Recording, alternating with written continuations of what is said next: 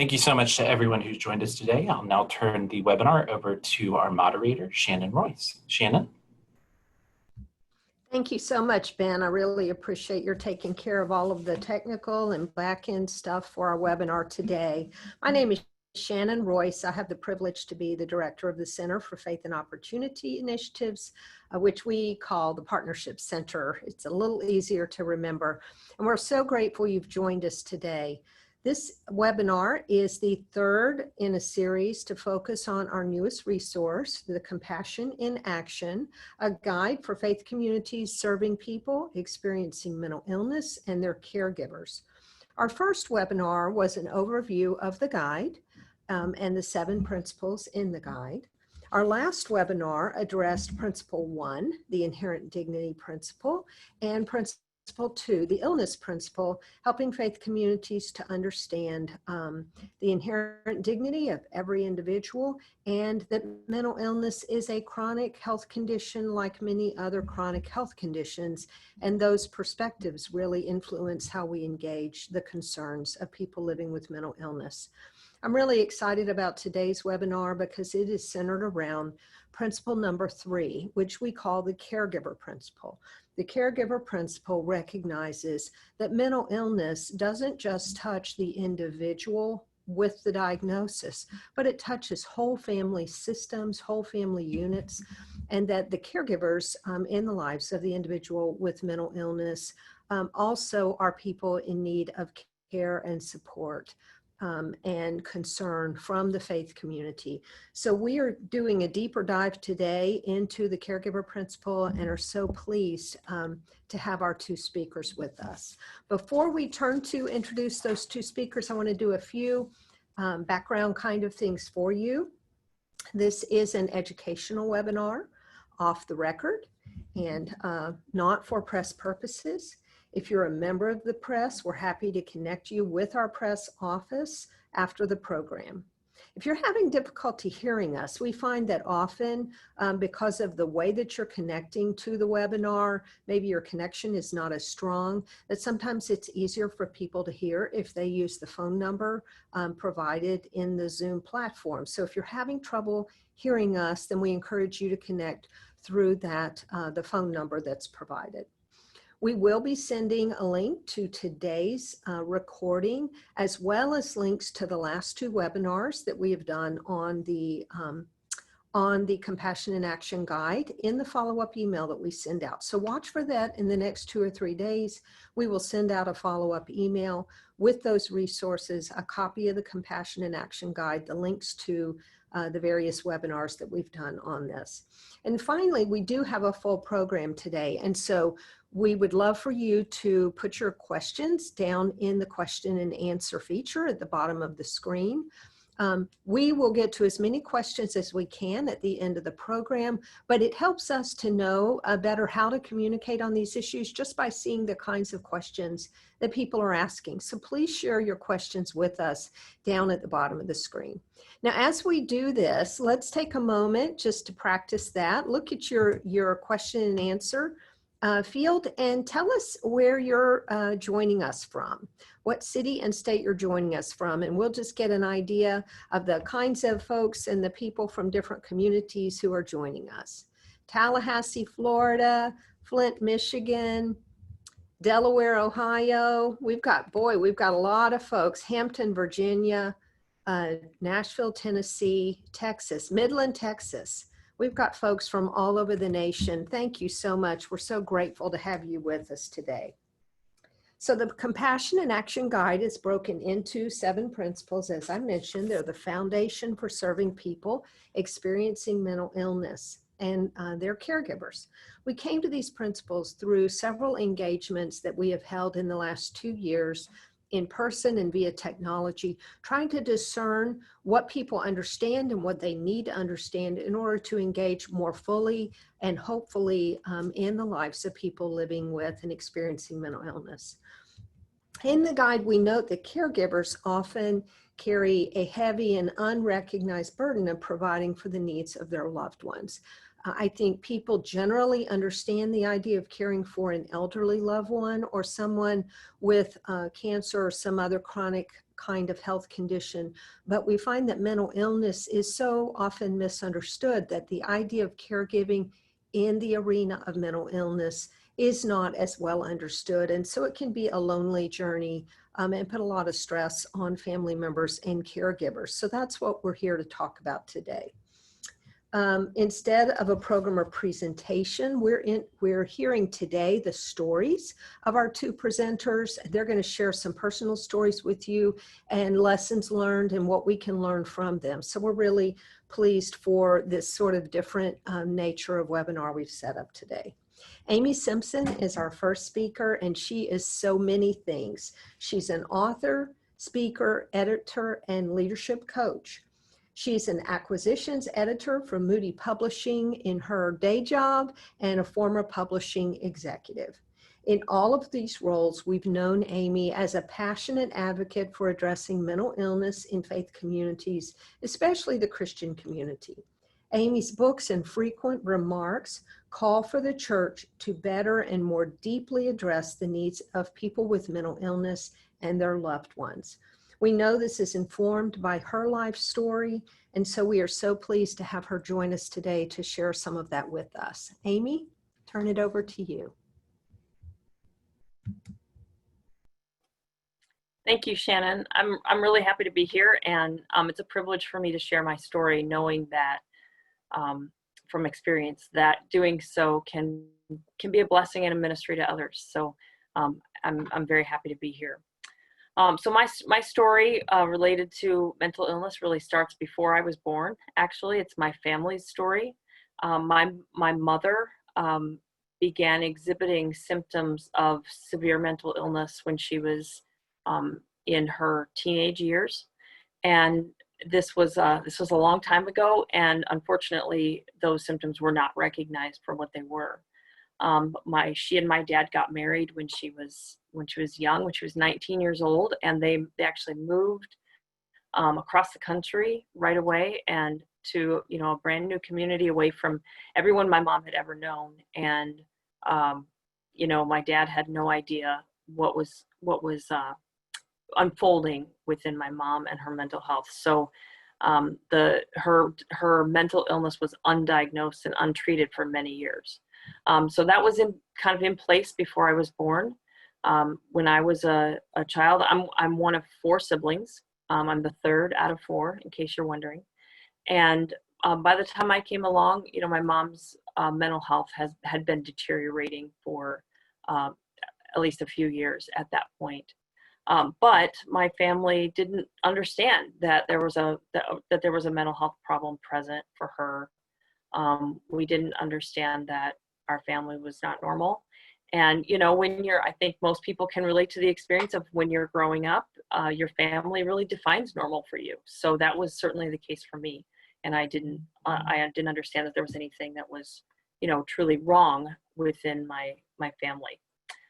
Although at the same time, I did know and very much sense that my mom was fragile and was unable to function in the same way that I saw other adult women functioning.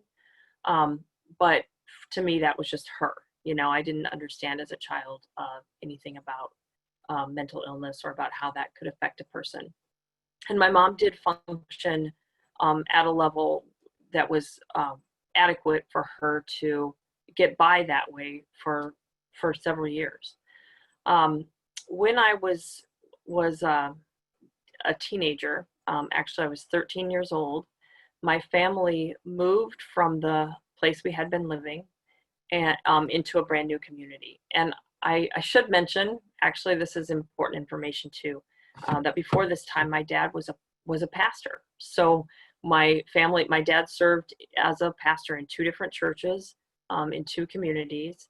And so I also have the experience of being a pastor's kid and living in a ministry family in, very much at the center of faith communities.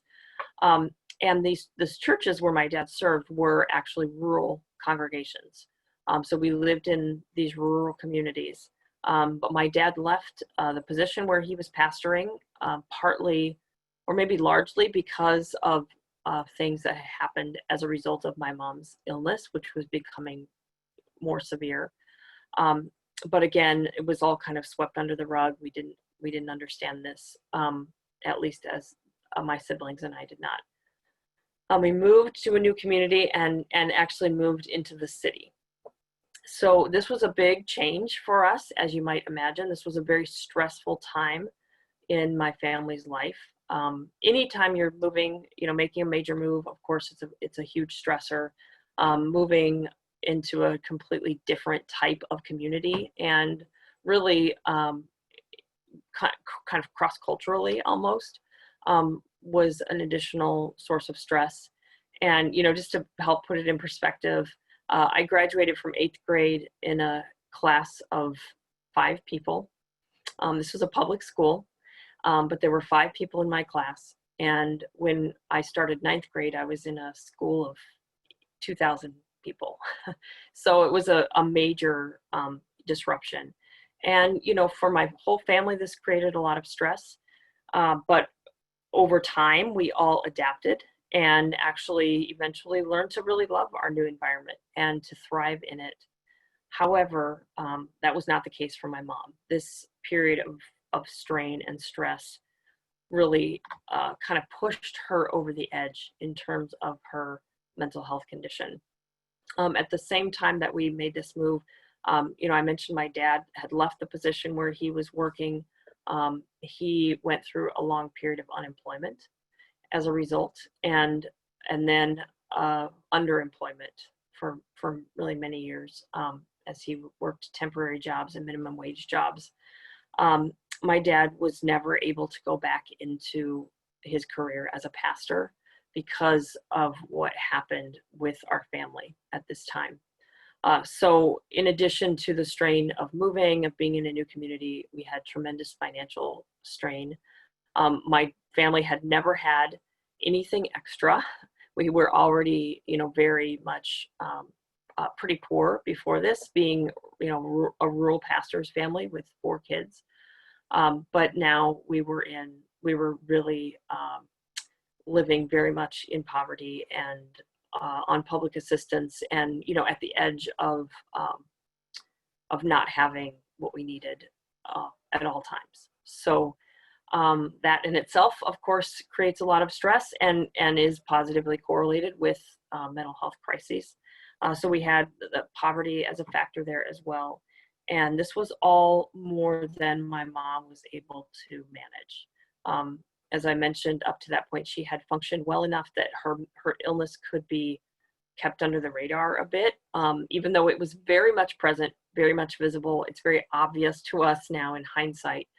She was able to function well enough that nothing had to be done for like basic functioning. But she reached a point here in this time in my teenage years where that was no longer the case. So within the first year of this move, she deteriorated progressively pretty quickly, and reached a point where my sisters and I, my brother is the oldest, he was out of the house at this point, but my sisters and I got together and acknowledged to one another that we were seeing some really troubling signs in my mom, and we were very concerned for her. So we went together to my dad and talked to him and told him, mom is not okay, and we think we need to do something. He agreed with us, acknowledged this. The problem was that he didn't know what to do, and he didn't know how to access any resources. So he did eventually find a counselor who was willing to meet with my mom for a few pro bono sessions, but that was the extent of the intervention he was able to find at that point. And it was, as you might imagine, it just was insufficient. So my mom eventually did, her health completely broke down. She became non-functional in even the most basic of ways and was hospitalized. So, from that point on, that was when I was 14 years old. From that point on, my mom's life really became a matter of a cycle of hospitalization, release, medication, non-compliance, hospitalization. So that cycle sort of defines my high school years. And then very much my relationship with my mom for many of the years since then, the decades since then. So my mom did when she was hospitalized that time, she did receive some medication that was helpful to her. But this is predictable for anyone who's familiar with many of the patterns associated with this kind of illness. She did not like the side effects of the medication. And the more effective the medication became, the less she believed she needed it. So she would eventually stop taking that medication. And of course, her health would deteriorate very quickly at that point.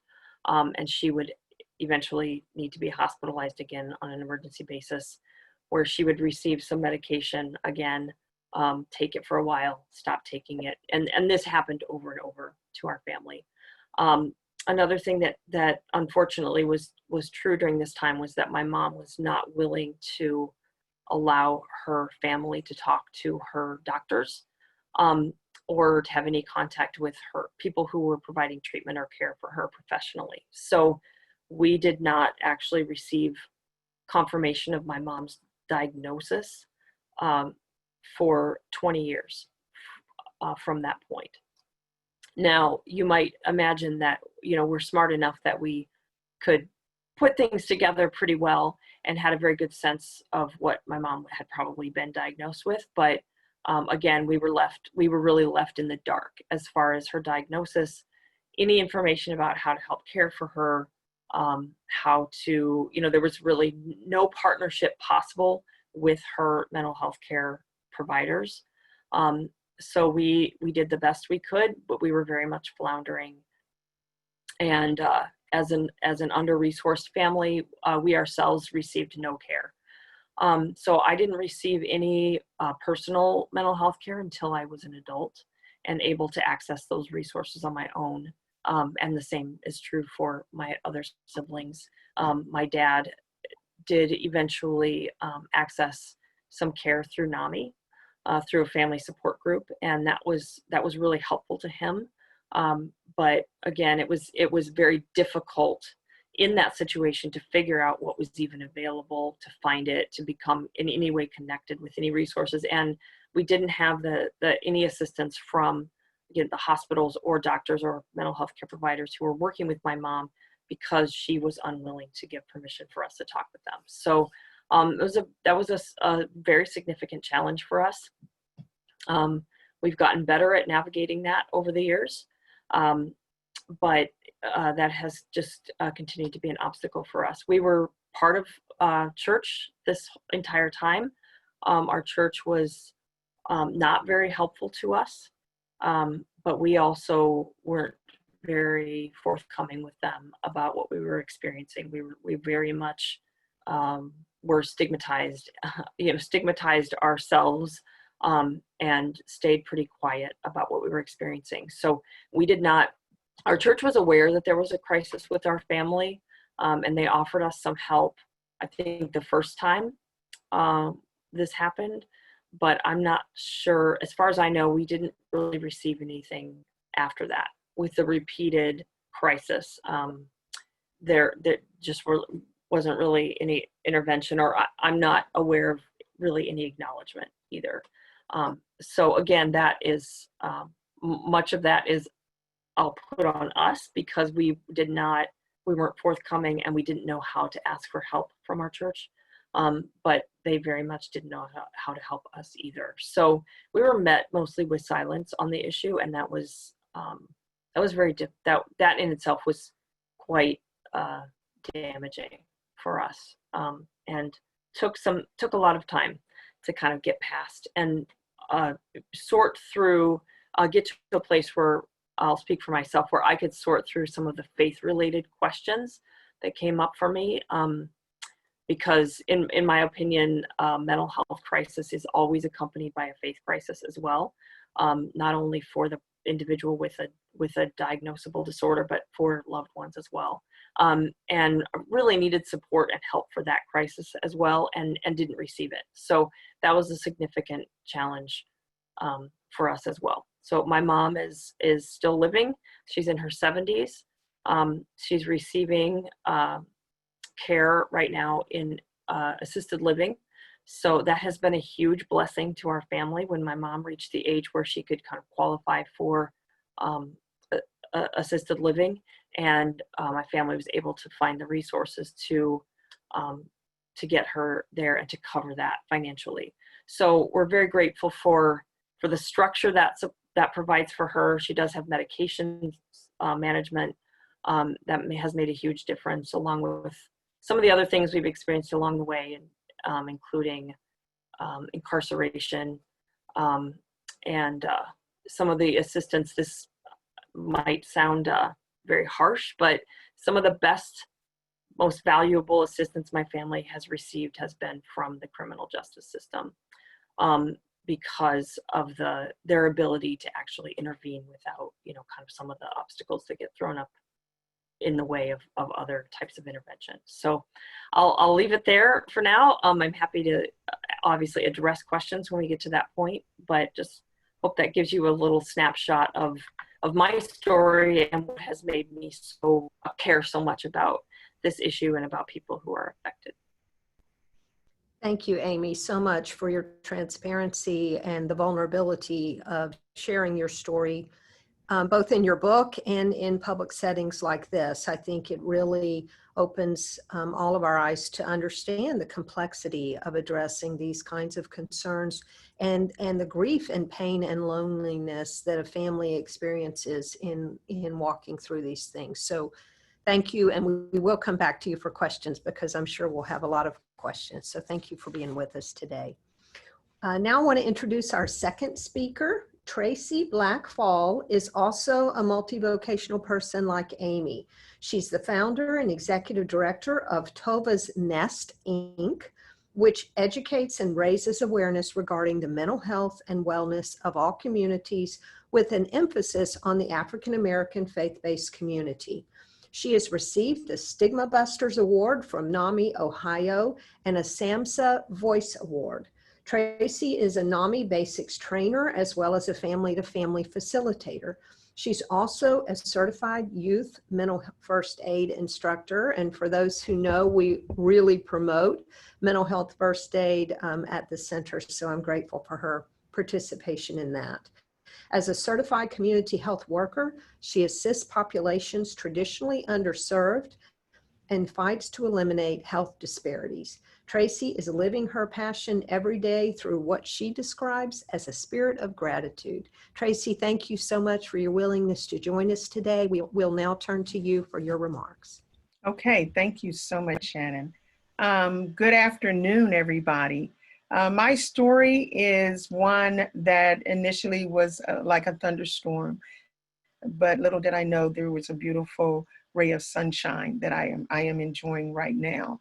I have a beautiful 36-year-old daughter, Tova, but when she was 11 or 12, she had some challenges and struggles, and she came to me one day and she said, "There is something wrong with me. And if you can't help me live, then you have to help me die." Imagine a parent, having a child share something like that with them. And what I did, because I didn't know anything about mental or emotional wellness, I took her to the pediatrician, and they did the usual test and everything, and they couldn't find anything.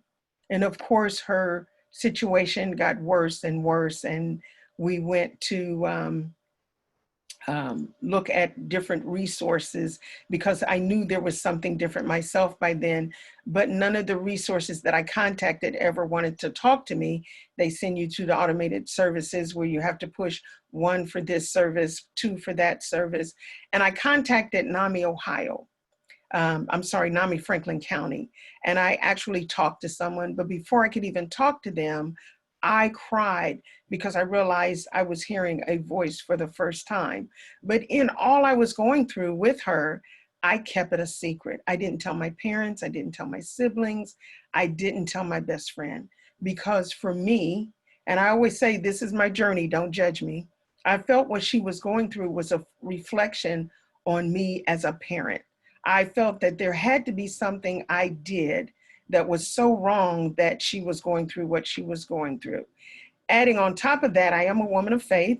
So I felt that this was a reflection on my faith. Was I not praying enough? Was I not doing my part in my faith community? What was going on? Tova repeatedly got services that did not truly support her as a child, and they did not support me as a parent. At one point, I even went to her counseling session and I was so excited. I said, I'd like to share with you how we do in our faith community. And in that setting, she does better. And this counselor shut me down immediately, said I couldn't bring that into the treatment plan, that was not appropriate. And again, I cried because I thought, what have I done so bad that everything I'm trying is not working? And during all of this, her health did decline. And then in May 2000, I suffered a brain aneurysm. And in the brain aneurysm, it was a very trying time for my family. But what I remember coming out of the surgery and going through some of the recovery was I felt so sad and I felt so depressed about what had happened to me. I had no hair. I couldn't read. I couldn't add and subtract, and I had to be cared for. So there were people caring for me now, and I was questioning who's going to care for my children. I was overwhelmed. I was frustrated.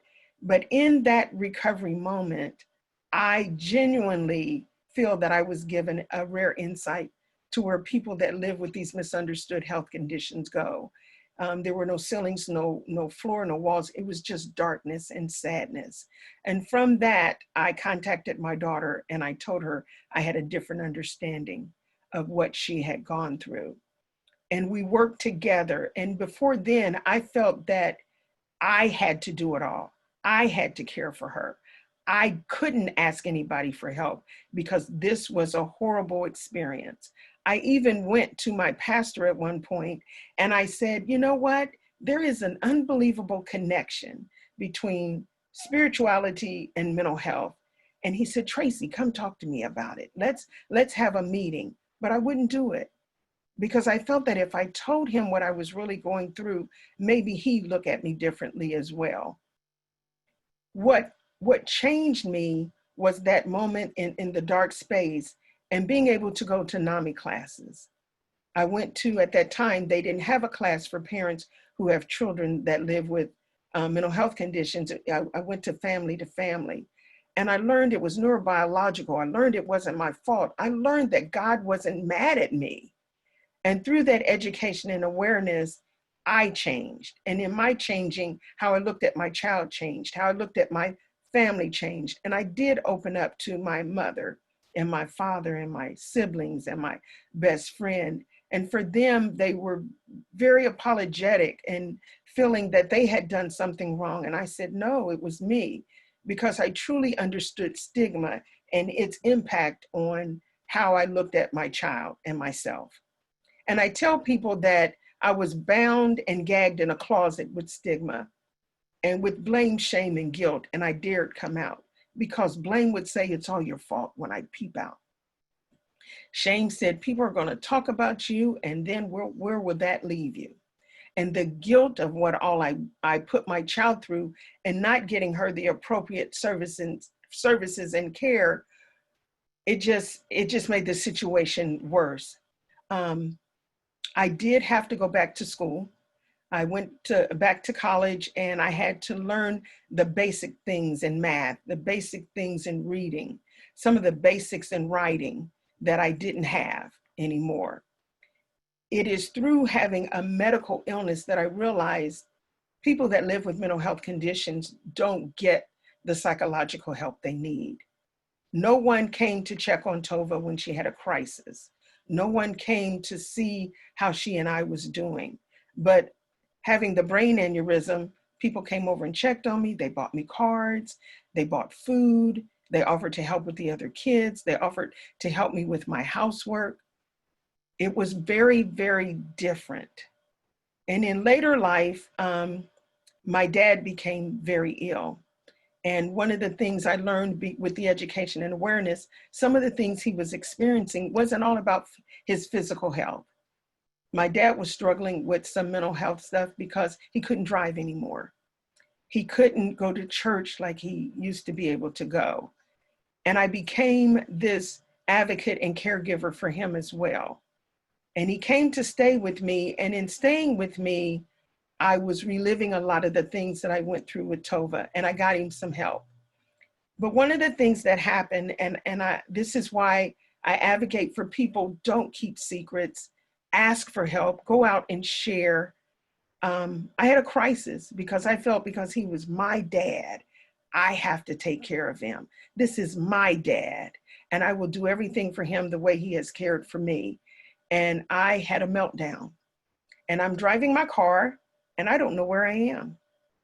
I pull over to the side of the road, and I make a phone call to the one phone number I could remember, and it's a cousin. And when he is talking to me, he said later he could hear in my voice that he knew something was seriously wrong. I told him my surroundings and what I could see, and thank God he was right around the corner. When he got there, we called 911, and they began to give me oxygen and to treat me in a crisis mode, not knowing what was going on. When I get to the emergency room, I'm in a trauma unit, and I am being cared for as though I am having a heart attack. All the tests they ran came back okay.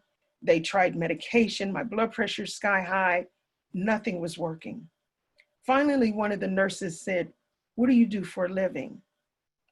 Tell us a little bit about your personal life." I said, "Well, I care for my dad. He's elderly and he lives with me." And she said, "Bingo." And they started doing other things. From that emergency room visit, they told me I couldn't do anything for 2 weeks. I couldn't care for my children. I couldn't work. I could not care for my dad. And the things I should have done to provide self-care for myself, I got out of a crisis. And here I am today in a good place. I am doing the work I do out of passion, like Amy, and this lived experience that I have. And I've started to go to churches and talk about mental health. I go to churches and we talk about those things that I was ashamed to talk about. I've been doing this community mental health work with faith communities since 2004, and we're seeing great results with them. Because of the aneurysm, I can't typically do the 9 to 5, but because I get the supports I need because of that medical illness that I experienced, I'm able to be successful with partnerships from people who truly understand. But when I think about what I've been through, there are times I don't share that I live with depression from that traumatic event. I don't share with them that I do experience some anxiety from caring for my dad. Because again, my journey don't judge me. There's this notion for me that it will affect my credibility. It is this feeling that I have that comes from caring for my daughter and not getting the care that she needed, that people will look at me differently. I do believe, though, that the answer that we all need to look for is how best can we serve people in these with these misunderstood health conditions? How can we better have an understanding of them and all that they go through? I don't believe that we can do it alone. I do understand that stigma plays a big role in all that we go through, and how stigma rears its ugly head and has those who are caregivers and those who live with mental health conditions feel like they're not going to be successful, that they're not going to make it, that as caregivers, we got to keep the secret and care for our loved ones ourselves. We do have to move beyond that. Thank you all so much for the opportunity to be here and share my story. I'm so thankful. Thank you so much, Tracy. Both you and Amy have shared really intimate things with us, and I'm so grateful for your willingness to be transparent. And your journey, of course, you had three different kinds of caregiving. You had caregiving for a child, you had the self-care that you needed to learn about, and then caregiving for your father. And all three of those are important and significant, and places the faith community can step in and engage. I'd love for both of you to come on screen now. We're just going to go through a few questions and get some feedback from you. I see Tracy, there's Amy. Thank you for joining. So both of you just so beautifully shared your stories with us. What I would really love to hear from each of you is what would be on your wish list for what faith communities can do for families living with the kinds of challenges you have described. Amy, your history was from your earlier childhood and going through those teenage years, and you were really alone. If that were today and you were walking through that experience today, what would the church, what would the faith community be able to do to support your family and provide care to your family? And then Tracy, I'd love for you to address the same question. Yeah, it's a great question. And I have lots of ideas, but I'll try to, boil them down. I mean, what I tell people actually is that it really starts, like a lot of things, it starts with what we believe and how we talk about what we believe. So I'm just going to say it kind of starts with what we have to say about suffering and what we teach people to expect about suffering. And I know every faith community, that needs to address this. This is and has ways to look at suffering, but it's often tempting in a culture like American culture to ignore suffering or to talk about it in ways that make it sound like that we as people of faith should not suffer. So Tracy kind of made reference to that, this feeling of stigma around even being a person of faith, that maybe this calls my faith into question. So just talking about suffering is a great place to start, and letting people know that as people of faith, we do suffer, and it's okay, it's safe to be a suffering person in this context. That would have been a good start for me and my family, and I think it would help many other people as well. But of course, there's much more we can do. Speaking of talking about it, just talking about mental illness, talking about mental health, acknowledging that it is reality, that it's present within our congregations, that there are people among us here who are suffering. This is a real form of suffering. People need help and support. Just having those conversations and opening them up. I mentioned earlier that to a degree, the stigma is the ways we allowed ourselves to be stigmatized or kind of kept ourselves silent. That's on us. And yet we were not in an environment where that would have been really welcome either. So just creating an environment where it is safe to be a suffering person, that acknowledges that mental illness is a kind of suffering and that people among us are experiencing it. Even that can create an environment where there's at least a little more of an invitation for people to be open about what they're experiencing and to reach out for help. So that's huge. And then there are lots of things we can do, like starting support groups, starting ministries, hosting support groups within faith communities, in our buildings, providing training. All of those things are very important. But some of the basics I think are the ones that people overlook the most. And Tracy kind of made reference to this as well. When a person within our congregations is experiencing some kind of health crisis, not related to mental health, but some other kind of crisis, or a loved one dies, or some kind of family crisis like that, we're typically really good at intervening and providing support and care for people. And yet when it comes to mental health crises, we're typically terrible at it. We kind of ignore that it's even happening. So I just challenge people to do what they normally do. You already know how to help people who are in crisis, people who are suffering. So, you can do most of those things for families who are experiencing mental health crises as well. And that is a great place to start because it's so practical, it's super needed and important, and because you're probably already good at it. Yeah, that's so good. You know, one of the things that we put in our guide and that we simply encourage is something as simple as in a congregational prayer of whatever faith community you're a part of, simply adding in those experiencing mental health concerns, depression, anxiety, as a part of that congregational prayer. So you're just voicing out loud that this is a piece of the kind of suffering some people experience. And that opens the door for families to feel like, oh, it's safe for me to say something. And just creating that atmosphere is really so critical. Thank you for that, Amy. Tracy, your thoughts on that? Everything she said. And I would, back then, it would have been nice to hear about mental health conditions from the pulpit. You know, we talk about diabetes and heart disease when we're having these walks and these drives and fundraisers.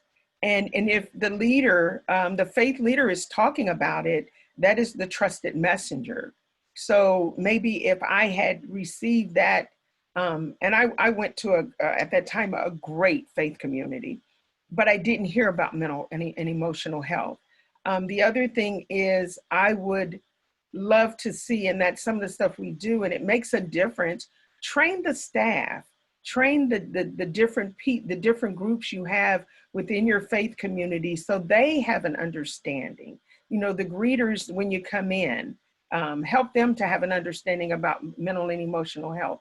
And I do believe people will follow. Stigma, because of the way it is, I had a young lady say to me, I appreciate the trainings you do.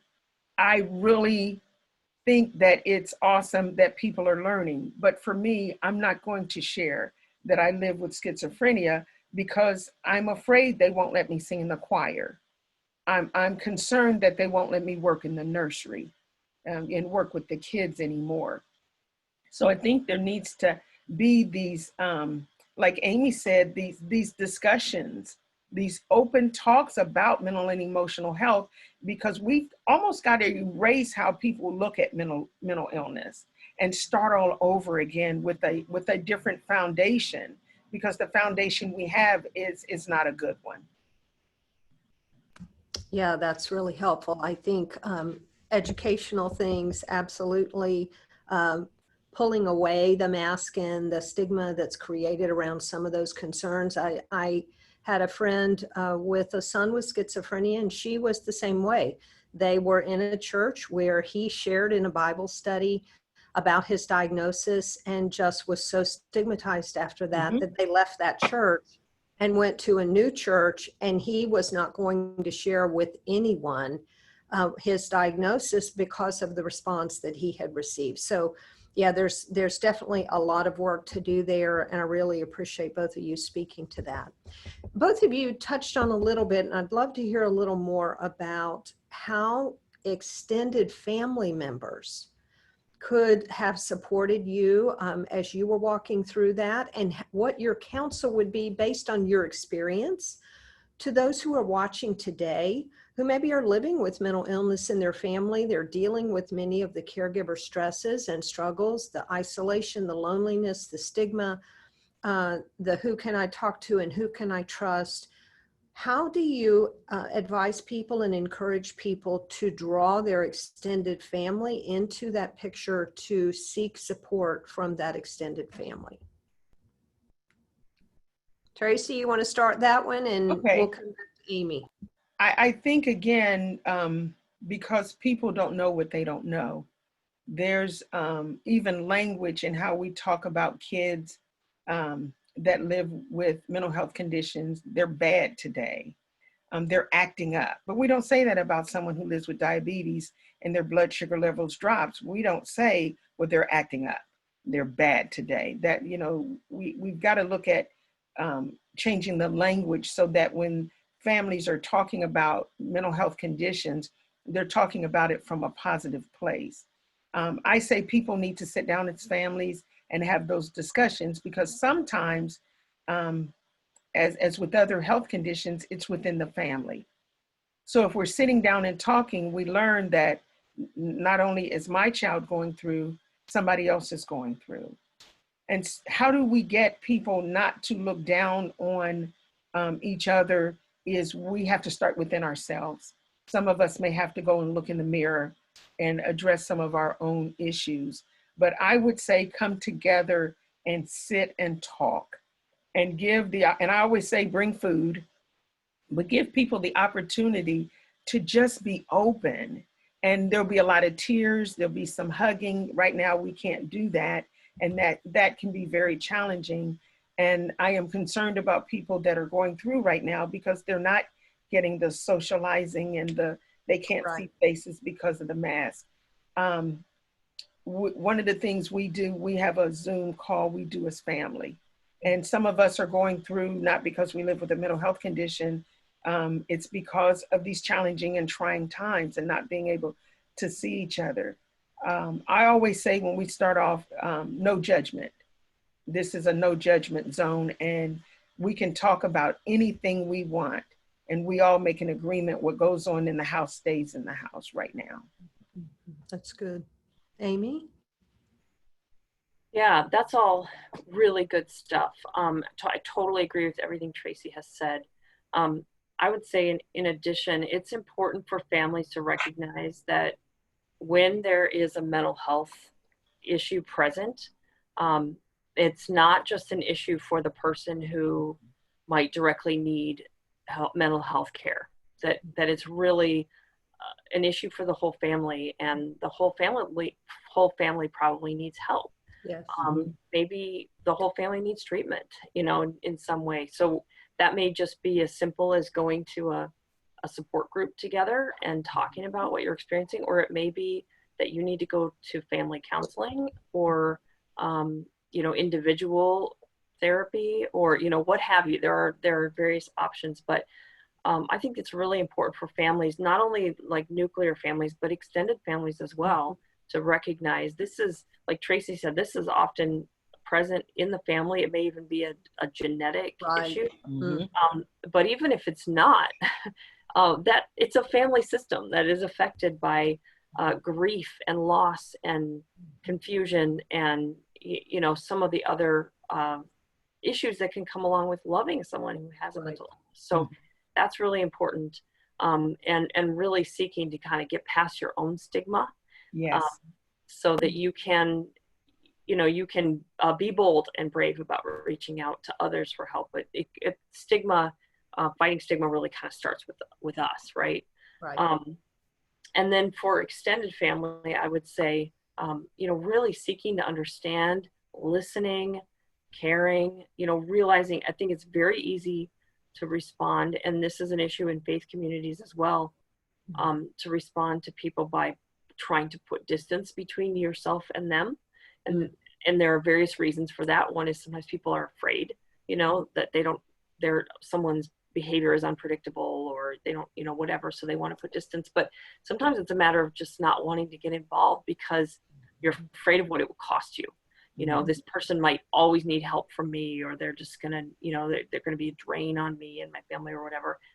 And I affirm good boundaries. And yet I would say, I really encourage people to try to draw near, draw near to these people who are in your family, who who you love, and see what they need from you. Listen to them, help them feel that someone cares. And then when you understand, and you feel you can do this, advocate for them, because they probably need an advocate.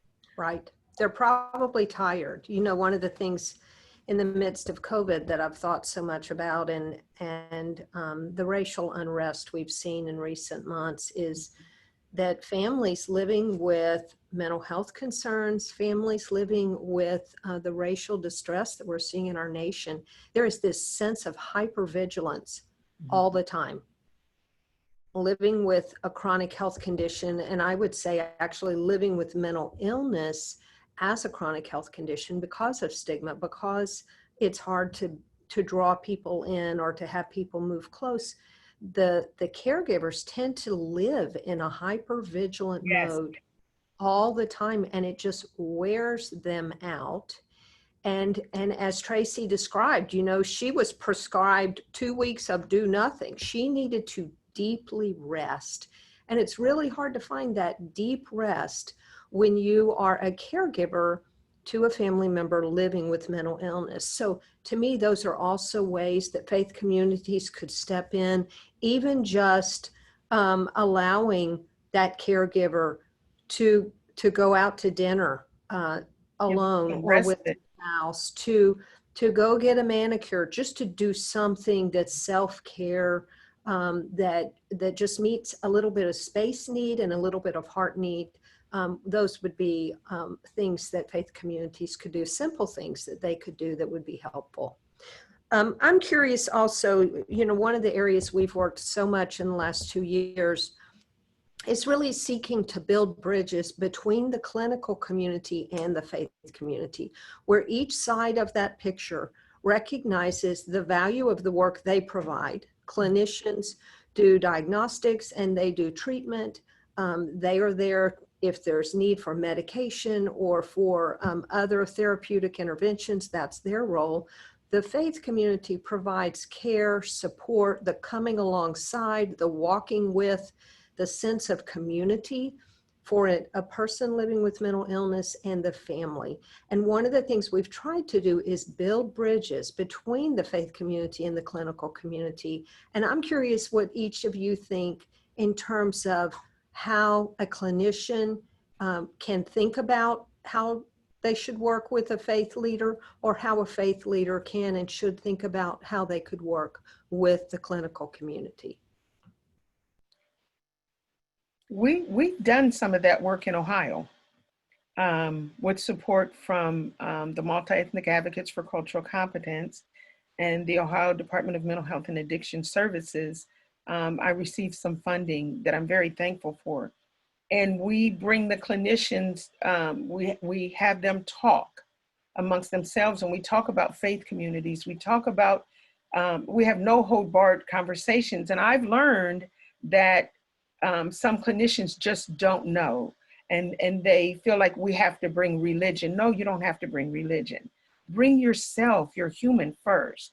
And in the faith communities, giving them a chance to have conversations about the things they feel they've had happen to them, some of the mistreatments they've had by systems and clinicians. And and then later on, you bring those two together and they're working out a plan, but we do it in the faith community. A lot of times we want people to come to us. We want people to come to our facilities because they're nice and we have everything they need. We have nice parking. But what does it look like if we go to the faith community where we're providing the services and care? And we've seen clinicians and faith leaders come together and laugh and talk and break a meal. You know, I got to have that food there. And they come up with a plan, specifically in Stark County, which is our Canton, Ohio. They've come together and they're working on a plan of how they can support people coming from faith communities to the clinicians, and not skipping any processes, but sometimes people need immediate care. So they're building those relationships, and I think that's what's missing too. A lot of time we don't give that time for people to build relationships. So they're building relationships so they can move forward. Building relationships, which builds trust. Yes. And then yes. when you have a family come into your office and you think, I think this family may need a different kind of care than I as a faith leader can provide, may need actually clinical intervention, you actually know someone to refer to. Yes. Really, really important. Amy, your thoughts?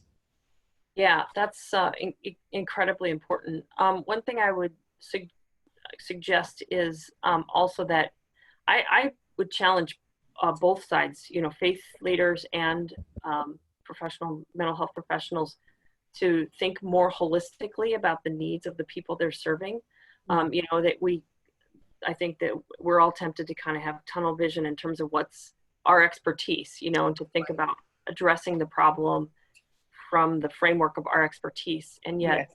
you know, if you think about the core needs of a person who needs mental health support, they need not only professional care from a mental health professional, but they also need community. They need friendship. They need some of those practical needs to be taken care of. They need somebody who can listen to their questions about why God feels so far away, or I'm not sure is God punishing me, or, you know, some of those things that come up often for people.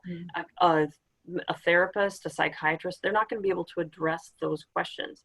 So just thinking more holistically about what do these people I'm caring for actually need, Right. and then you know, recruiting faith community to help meet those needs, or at least you know, respecting the place of the faith community and meeting those needs. And then on the other side, I think, you know, it's often a challenge that faith leaders need as well, to remember that, you know, what they offer is not going to be the full solution for what Not everything. Right. Exactly.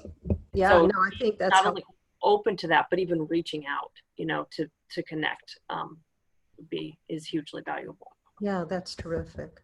So one final question. There are so many questions, so it's hard to know even which one to choose. But I think this is a really significant one. Both of you shared in your personal stories some part of the reason the faith community didn't respond to you was because you didn't feel free to share your story and your needs and what your family was experiencing because of stigma and because of fear, really, and maybe a sense of shame, even though there was no reason for shame.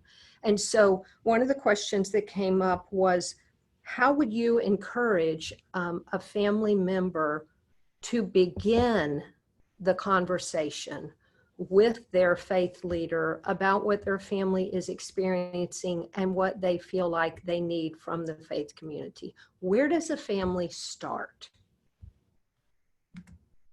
Yeah, that's a great question. So I think it is wise to be judicious about who we open up to, especially at the beginning, because, you know, let's face it, everybody's vulnerable, right? But we're talking about people and families who are at their most vulnerable.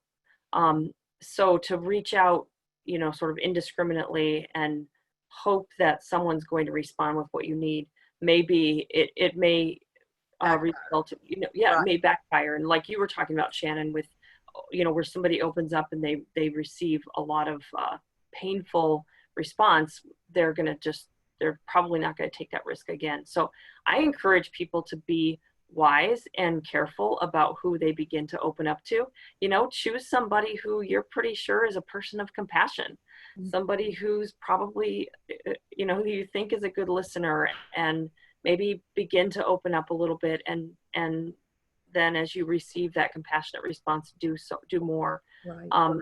And this may not be an official leader in your church. It may just be, you know, the church grandma who's, you know, kind to everybody, or it may be, you know, just somebody you've met in your faith community who is just a compassionate person. So I encourage people to kind of start there and to think carefully about, where am I most likely to get a helpful response? And then as they get that helpful response, it is strengthening. And also the people who are respond to you with compassion and care are maybe willing to help you, you know, help advocate for you as well, and help open doors for you in those more difficult conversations, or maybe conversations that feel a little more risky.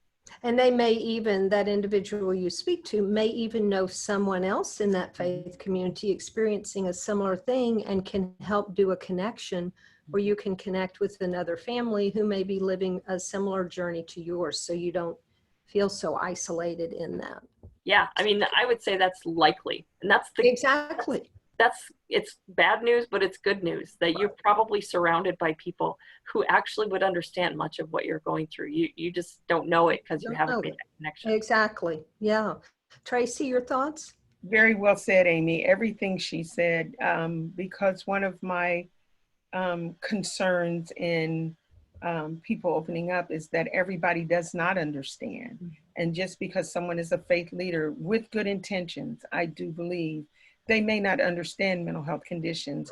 One of the things I am always is always thrown in my lap is, how do I tell the difference between demons and someone that lives with mental health condition, even by faith leaders? And I tell them, I'm not here about that piece. I am here to bring education and awareness, understanding, compassion.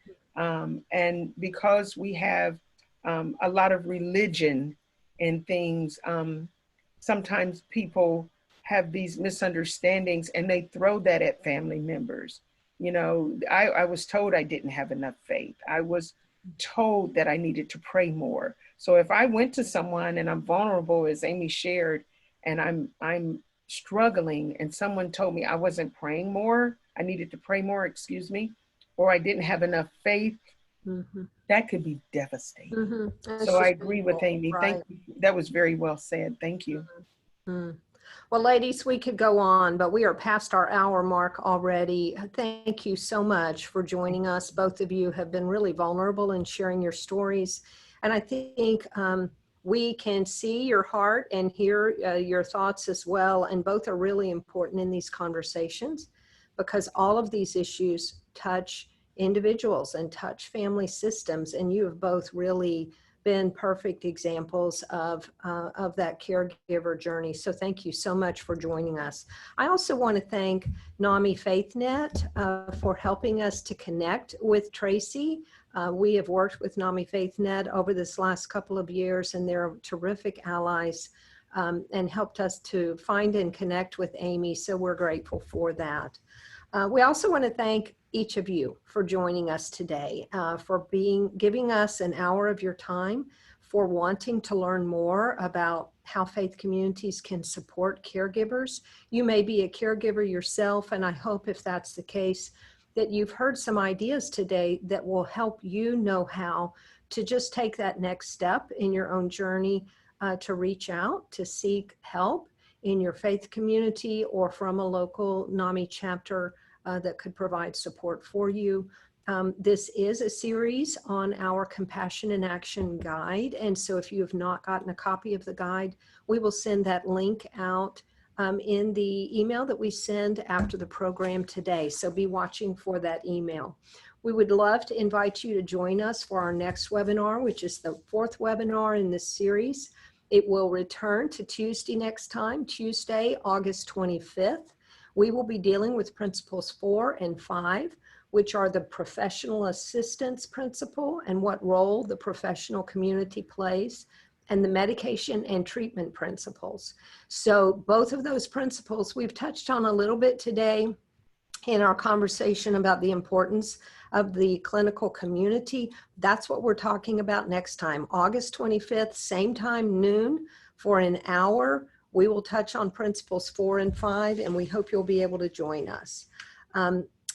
You can always reach us at our email address, partnerships with an S, partnerships@HHS.Gov. And we have really enjoyed our time with you today. Hope it has encouraged you, and look forward to seeing you again on August 25th. Thank you. Have a great day. Thank you. Thanks, ladies. Thank you.